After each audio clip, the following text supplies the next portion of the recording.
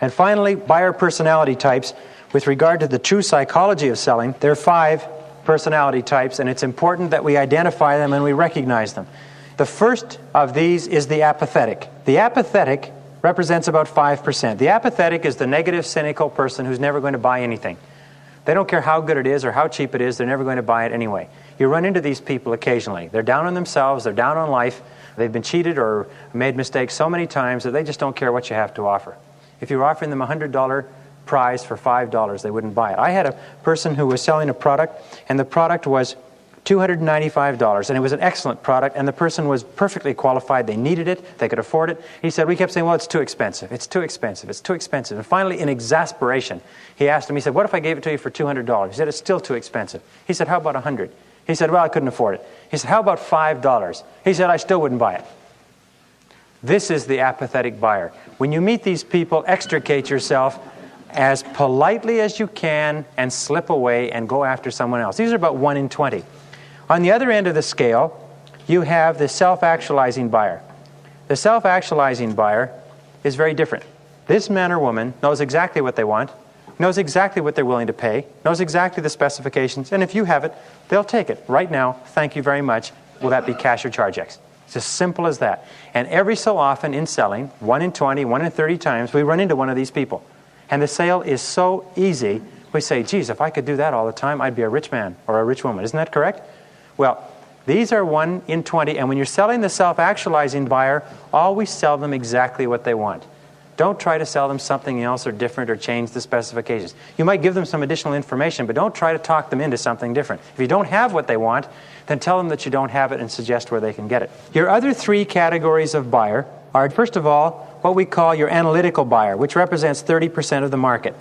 This is a person who is low on the relationship scale and low on the task orientation scale. This is the person who does not care about getting the job done so much and does not care about the people who are involved. All they care about is the details. They're very specific. They're called thinkers. They like to consider very carefully. They want to know every single nut and bolt. They want to know every single penny and every single percentage point. And they ask an enormous number of questions that are picky, picky, picky. They are accountants, they're bookkeepers, they're controllers, they're administrators. They're people who don't make decisions in a hurry. They're very slow to make up their minds. They need to be left alone with the material to reflect on it. And when you're talking to them, the thing that makes them the happiest is detail. The more detail you give them about how the product works, what it costs, how it performs, how it will be serviced, and so on, the happier they are. They love details. They can sit and study details, charts, graphs for hours, and they just love them. The more details you give them, the happier they are. The more general statements, oh, it's a great product, everybody's using it. That's the kind of statement that makes them very, very uneasy. If you say, it is an excellent product, it's graded 8.9 on the consumer scale, and there are 2,326 people now using it west of the lakehead, then they say, aha, that's the sort of thing that they relate to. And then they want all of their names and phone numbers. The next type of person is the relationships-oriented person, another 30%. These people are very concerned about people. They're concerned about how people think and feel, how people will react, how people will respond, what people's opinions will be. They are hypersensitive about the opinions of other people. And these will be personnel people, psychologists, nurses, teachers, school teachers, social workers, young people. Many, if not all women, are very, very into relationships. And when they come to buying a product, their primary concern is its impact on other people.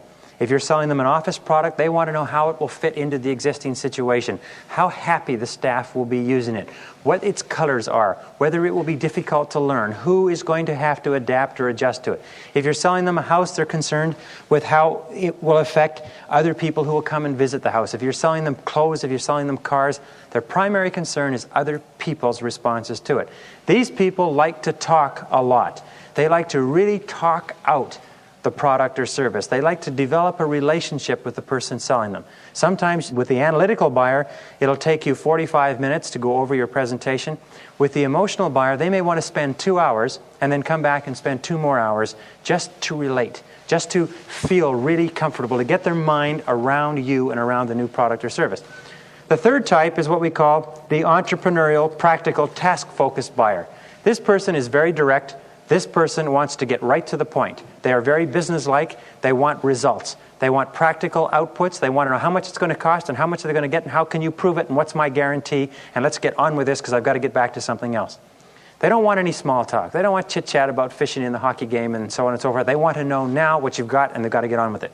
So when you deal with this type of person, which are primarily entrepreneurs, sales managers, business managers, people responsible for output, production managers, foremen, and so on, when you deal with this type of person, get right to the facts. They'll lead you quite quickly. The analytical buyer will want to know about the details. They'll be looking to see what you've got to show them that they can read, that they can analyze, that they can check on. And the practical buyer will be fidgety, and he'll be trying to do 2 or 3 things at once and will want you to get right with it. Now, the very best type of salesperson is what we call the integrated personality. The integrated personality is one who has the qualities to be able to deal with all 3. As it happens, each of us has, as a dominant personality style, one of these 5. In selling, we tend to lean toward being emotional or practical, if you like, and some of us are self-actualizing, but every one of us has one of these as a dominant style. And our biggest mistake is that we slip into our dominant style and we talk to each of these 3 major types of buyers in terms of what interests us rather than what interests them. The ideal is to step back from the sales conversation, ask questions, listen, observe, pay attention, read between the lines, and figure out what type of person you're talking to, and then structure your answers and your presentation to satisfy their needs rather than your comfort level.